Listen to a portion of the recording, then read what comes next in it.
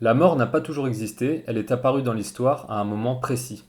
Aujourd'hui, on a une conception qui est généralement très fataliste et naturelle de la mort. Cette conception est fausse. L'Église et les enseignements que l'on peut tirer de l'histoire des hommes enseignent le contraire. Il y a eu une époque à laquelle personne ne mourait, où la mort n'existait pas.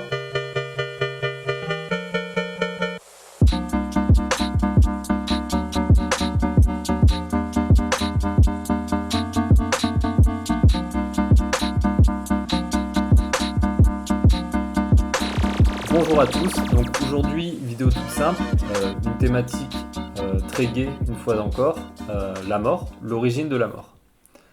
La mort c'est un thème dont on parle beaucoup, sans en parler beaucoup. Aujourd'hui la plupart des gens ils ont une approche très naturelle vis-à-vis de cette question-là. La mort fait partie de la vie, la mort est naturelle, inévitable, vivre implique aussi de mourir, etc. Ces trois propositions, elles résument un petit peu l'esprit, on va dire, du monde moderne, l'esprit de notre époque et la posture de beaucoup de gens vis-à-vis de cette question-là. Le titre de la vidéo, c'est l'origine de la mort. Donc on va essayer de déterminer d'où ça vient, depuis quand ça existe, et on va prendre une approche qui peut sembler un petit peu originale en fait, c'est l'approche historique. Et très simplement, vous allez voir qu'on va obtenir des éléments de réponse. On verra que la mort n'est pas une chose naturelle, qu'elle est apparue dans l'histoire et qu'elle a été causée. En d'autres termes, que ce n'est pas un hasard ou une chose naturelle ou immuable. On va donc essayer de comprendre les choses par l'histoire, et même par la généalogie. Le but, ça va être de remonter dans le temps aussi loin qu'on le pourra. On va donc remonter les générations les unes après les autres, et faire quelques commentaires très brefs sur les époques et les personnes concernées.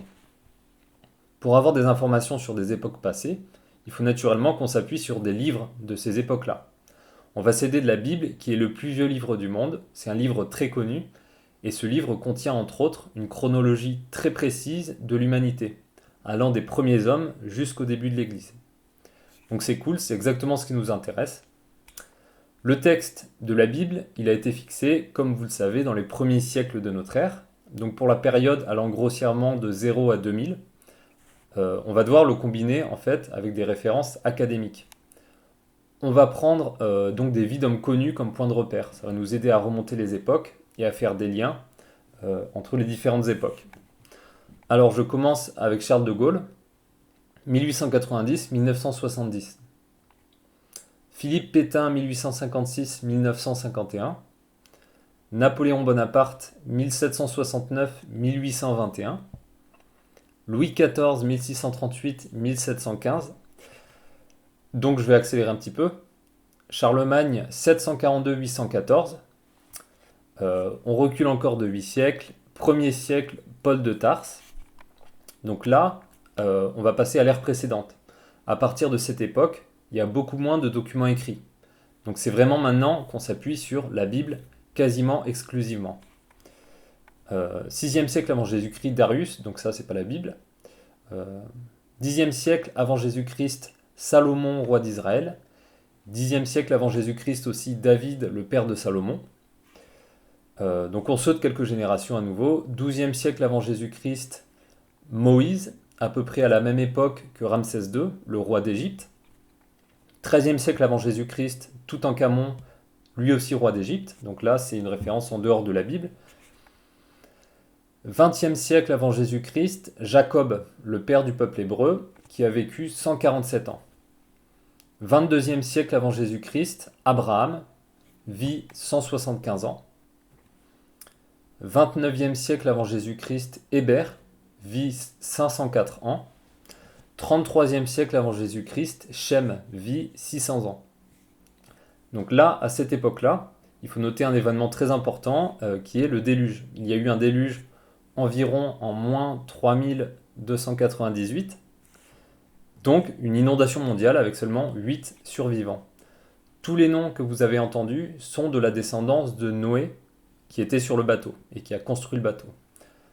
Noé est né environ en moins 3898, il a vécu 950 ans, il a connu l'avant et l'après-déluge, il a vécu encore 350 ans après le déluge.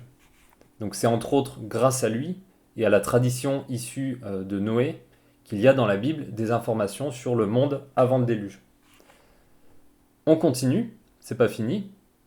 44e siècle avant Jésus-Christ, Enoch, arrière-grand-père de Noé, qui a vécu 365 ans. 51e siècle avant Jésus-Christ, Énoch, arrière-arrière-grand-père de Enoch, fils de Seth, il a vécu 905 ans. 53e siècle avant Jésus-Christ, Seth, qui est le fils d'Adam, il a vécu 912 ans.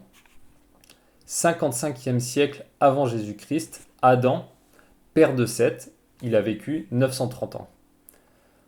On a fini notre parcours. Que dit la Bible sur Adam ? Adam n'est le fils de personne, il a été créé par Dieu. C'est le début de l'histoire. Il n'y a pas un nombre infini de générations, mais bien un nombre fini. Donc un commencement à l'histoire des hommes. En quoi le fait d'être remonté jusqu'à la création nous aide-t-il à comprendre la mort ? C'est ça la question en fait. Si vous êtes observateur, vous avez remarqué que la durée de vie moyenne, elle augmente au fur et à mesure qu'on remonte dans les générations, dans l'histoire. Moïse a vécu 120 ans, Abraham 175, Shem 600 ans et Adam a vécu 930 ans. Adam a été créé immortel. La mort au moment de la création où Adam et Ève sont créés sur terre n'existe pas. La condition naturelle normale des hommes est de vivre tout simplement, pas de mourir. La création de Dieu est parfaite. Parfaite, ça veut dire que tout convient parfaitement aux hommes. Il n'y a aucune peine ou déception. Évidemment, la mort et la maladie font partie de ces choses négatives. Elles n'existent pas à cette époque-là. Au début de notre histoire, il n'y avait pas tous les problèmes que l'on connaît aujourd'hui. On parle de félicité originelle pour désigner cette période-là. Donc pourquoi Adam est-il quand même mort à 930 ans ? Qu'est-ce qui a fait que les hommes sont devenus mortels ? L'homme, au sein de la création, est distinct de tous les autres animaux. Car Dieu l'a créé à son image, entre autres, l'homme est libre, contrairement aux animaux. Il a la liberté. Donc, on est libre. Ce qui s'est passé, c'est que Adam et Ève, à un moment dans leur vie, ont péché. Ils ont offensé Dieu.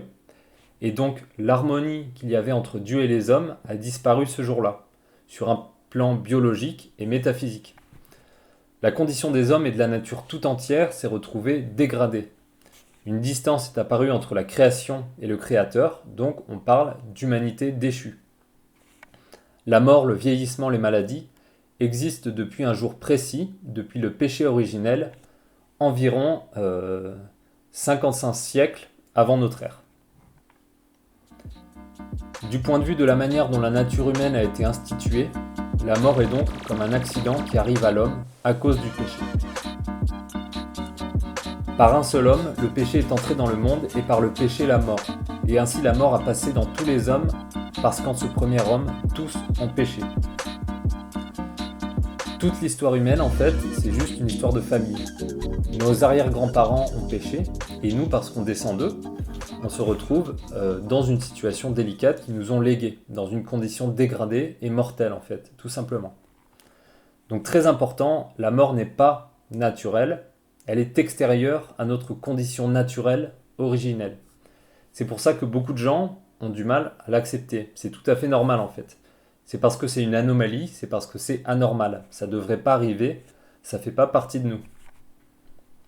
La religion catholique est la vraie religion. La somme théologique catholique ne contient pas d'erreur. Tout est vrai aussi sur un plan historique.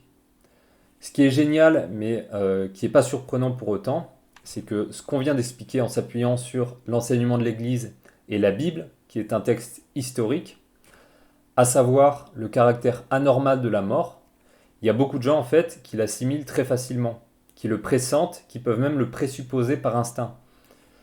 Et ça, c'est simplement parce que les maux qu'il y a au fond de nous, au fond de tous les hommes, les angoisses relatives à la mort, le vieillissement, la disparition, Dieu les connaît. Et par l'intermédiaire de l'Église, par la révélation et l'incarnation, il donne l'antidote pour tout ça. L'Église, elle a été divinement instituée sur terre, elle fournit le moyen aux hommes déjà de connaître leur passé et leur histoire, et sur un autre plan, d'avoir la vie éternelle par la réconciliation avec Dieu. On s'arrête là pour aujourd'hui.